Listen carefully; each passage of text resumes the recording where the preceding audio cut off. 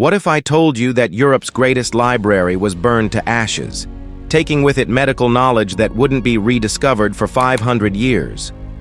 That mathematical innovations we credit to later scholars were actually perfected in medieval Spain? This is the story of Al-Andalus, Islamic Iberia, and the treasure trove of knowledge that vanished when it fell.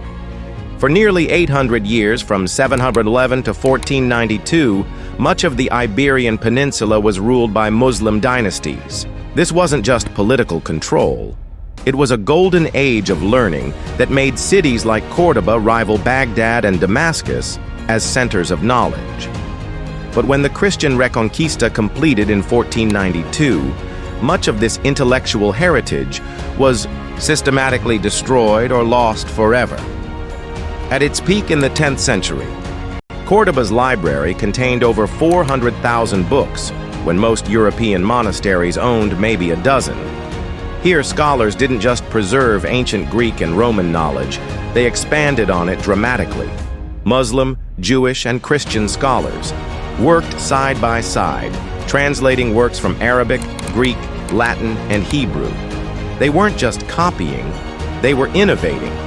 While Europe struggled through the Dark Ages, Al-Andalus was conducting advanced surgery, mapping the stars, and solving mathematical equations that wouldn't resurface in Europe for centuries. Take medicine. Al-Zahrawi, known in Latin as Abulcasis, was performing cataract surgery in 11th century Córdoba using techniques that wouldn't reappear in Europe until the Renaissance. His 30-volume medical encyclopedia described surgical procedures with precision that modern doctors find remarkable. He invented over 200 surgical instruments, many still recognizable today. He performed the first successful removal of a dead fetus, detailed kidney stone operations, and even described what we now call hemophilia, 900 years before it was officially discovered. But here's the tragedy. When Christian forces conquered these territories, many Arabic medical texts were burned as heretical. European physicians had to slowly rediscover techniques that Al-Andalusi doctors had perfected centuries earlier. The mathematical losses were equally devastating. While European scholars were still struggling with Roman numerals, Al-Andalusi mathematicians were using the decimal system, performing complex algebra and calculating astronomical phenomena with stunning accuracy. Ibn Rushd, known in Europe as Averroes, developed mathematical proofs that influenced everything from navigation to architecture. The geometric patterns you see in Alhambra, those required mathematical understanding that European architects wouldn't possess for another 300 years. When these mathematical works were destroyed or lost, Europe essentially went backwards.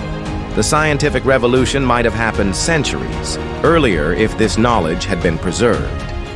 The systematic destruction reached its peak under Cardinal Francisco Jiménez de Cisneros. In Granada alone, he ordered the burning of over 5,000 Arabic manuscripts in 1499, a single bonfire that likely contained more knowledge than existed in most European countries combined.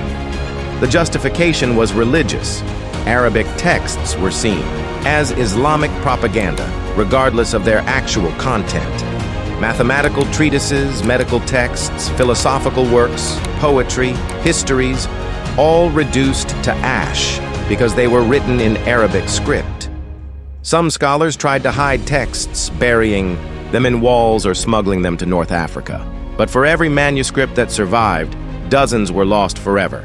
So what exactly did we lose? Advanced astronomical observations that could have revolutionized navigation, medical treatments that might have prevented countless deaths during medieval plagues, mathematical concepts that could have accelerated the development of engineering and physics.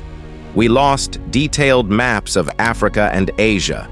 We lost philosophical works that bridge different religious traditions. We lost scientific methods that combined empirical observation with theoretical innovation. Perhaps most tragically, we lost the model of Al-Andalus itself, a society where different faiths and cultures collaborated to push the boundaries of human knowledge. Today, scholars are piecing together fragments of what survived. manuscripts hidden in private collections, texts preserved in Morocco and Damascus, palimpsests where Arabic text was scraped away to reuse parchment. Each discovery reveals how much we lost. When we talk about the birth of modern science in the Renaissance, we're often talking about the rediscovery of knowledge that Al-Andalus had mastered centuries earlier. The fall of Al-Andalus wasn't just the end of Muslim rule in Iberia, it was one of history's greatest intellectual catastrophes. A reminder that knowledge, once lost, can take centuries to recover, if it ever can be. What other lost knowledge do you think changed the course of history? Let me know in the comments below, and subscribe for more forgotten stories that shaped our world.